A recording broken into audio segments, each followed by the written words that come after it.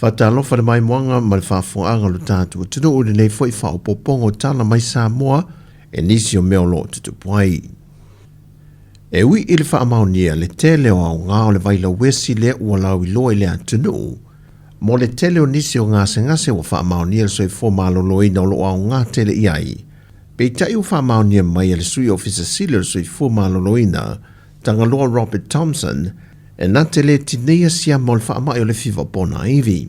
Ma yesi aia mo le sila fia o tele susuenga o mon whaatino le lawesi le ngata tūlanga o le kānisa peo na tatu loa ai o le lawesi foi o tele susuenga o mon whaatino ai e ilonga au ngā I le saswani I le malusi anga o le tino foi le I le afongi mo le vairasi ai le whape kape ai le vairasi fa mo le it's not a treatment it's not a treatment but it assists the system in a imfai on a vavele recover for le mai le virus na famanino foi tanga loa e ui I le tele o vai fa le natura yailo na o ngā le soiful tangata ai me se lava I whanau ai au o na matua I mālamlama le yailo na fui na male wha o ngā ina e na ia tala whengai ma le SS o le matua o le soifua. Walo le whenga o mga acknowledge le soifua maloloinga le kāua ma le au ngā o le vaiesi.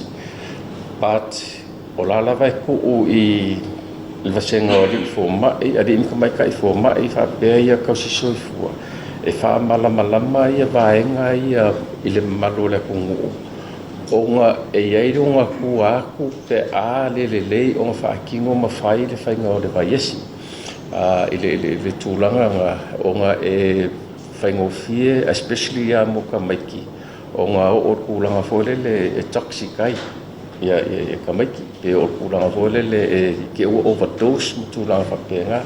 So o la lava lawa ia ka iala mo mea o life e kele la bofo mai la wala ko fo ngai nga singa tula whapenga I le vaenga le I le vaesi e kele fo mai le nga Sāmoa o whaakingo e vaenga le la fo whaakingo I sia kungu ia le kuranga lava le I advice po fo kuanga ia ka wala ko I li inka mai kai fo mai e whape ia kausi soifua I ngase mo le whaakingonga inga ia a fo ni I ngā whaakingo I longa pūlanga o lai sefe masaonga le mū me se lava mo whanga wiki.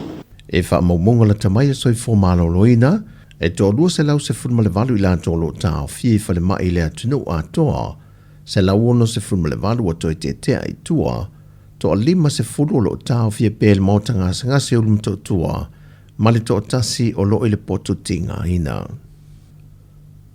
E le italia ngofia le komisino le ofisa o whainga pālota ma le lātou lau. Se manatu sa whaatalanoina e ono tape ai le Facebook mo le lua aso le whaatino ai le whainga pālota po le aso lua se fulma le fitu ma le aso lua se fulma le iwa. Sila fia, ke le ati pekta whai hoi mako ofisa ma le task force le na kilo I whaukwanga whainkuinga mai shutdown le Facebook. I aso I whakingo I ka whainga pāloka. Ele ilang o le ofisa o nga le kuranga foi le freedom of kaka foi information mas fa penga que me se o paroka me fa penga nga ya la kalia ele fa ko foi le ofisa ai would do fa manatu mai foi e tole foi sui tau va o ma mon whainga pālota o le tau le tu lai se fulmalu le aso sa le fai le vai aso nei e te pē ma whaamuta nai I tūlanga SS o whaalau I loa, a vaenga whaaupu whai ma sui tau wā. Ia o kule kaimi ngā I wawe se umala ko lau papa whaalau I loa, o ku iralo. Ia wale aifu I mangi pepa o whaapi whalo loa, ia ka vale, ia me umai ei. Ia e whaalau lau le vai kaimi ngā kāping pē ngai kākou ma kakwhai ngā pālo, ka rongo I ngā wale ia sisi whaakosi ngai koe whai pēa. Ke ala sulu le sa, so I ola kai mi whaakingo kako pre-polling ia ma kako pāroka tele I lasu whaleile. Sau no foito le fō e ui o le ua maea ma tāpena le ofisa mō vaenga uma e le whaatino o le whainga pālota. Ai toi lava o tāwale e le o lava mō le te minei. Pei tai alo I ei lava luna whaatua tuanga ma luna tali tanua e o atu I le vai asa fau ua mautu le vaenga. Ua tali mai le sunga le fo mai si nia o lo wha o lulu ye le vaenga whale mai el whanau o lungia Dr. Tito Kamu. E le wha mao nia wha amtalanga lo fe ave ai solo i lungo pengta wha nange. Wa yei nisi o whanau to o lua o wha o popo wa maali liu. Mai le wha mai o le fiva pōna evi. A wa ele i o atu se reporti wha pea e a te ia mai le whale mai o lo ia wa ia.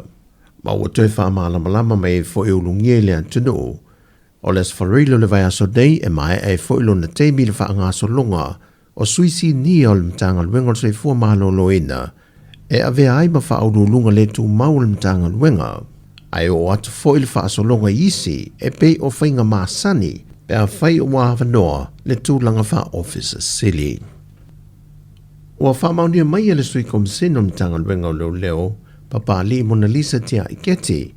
E le wha maonia le fitu afe leo lo tua ia e leo sa whainga le mtanga luenga leo. E le maoto se ainga le fio anga tua na imato e whaapea na le loa e leo sa whainga leo. Sa uno papa li e paule se leni na mua leo sa whainga. E se fulmaltasi a feono se lau lima se fultala. Mai ua mai a foi ona toi wha fo i le suyo le ainga. E lalo le malienga a le na wha ululu i le tusi wha altula fono e sa ilia e le whaleo le ainga. Whai loi papali i sa i linga mtanga luenga o leo mal whaati nongo lato ngā luenga whapea e whaati no lava tusa po i ai nisi o le ainga pe a whai o lo msalo mia se mota i ni whainga whaasol tula fono e leini la au malosi po ni whala au whaasaina na maua leo sa whainga e na o le tino i tupe e pe ona ta ua o tala fawia mai Sāmoa manuia tele ni aso whasoi foia.